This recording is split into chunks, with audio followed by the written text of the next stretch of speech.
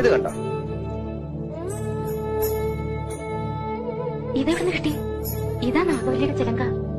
അതായത് 150-ൽ പരം വർഷങ്ങൾ പഴക്കമുള്ള ചിലങ്ക. എന്നാ തെറ്റി. ഇതാ ചിലങ്കയല്ല. ഇതിന് 5 വർഷത്തെ പഴക്കം പോലുമില്ല. എന്ന് വെച്ചാൽ നാഗവല്ലിയുടെ വിലപിടിപ്പുള്ള ഒറിജിനൽ ചിലങ്ക തെക്കിനിയിൽ നിന്ന് പോയി എന്നർത്ഥം. എവിടെ പോവാൻ?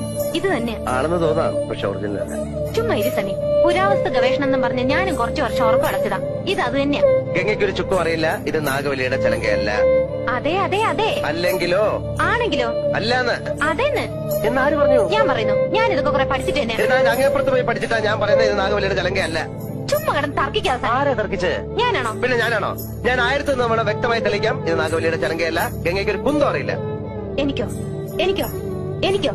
വേണ്ട വേണ്ട വേണ്ട, നമ്മൾ തമ്മിൽ കിടന്ന് തർക്കിച്ചിട്ട് കാര്യമില്ല. പോ.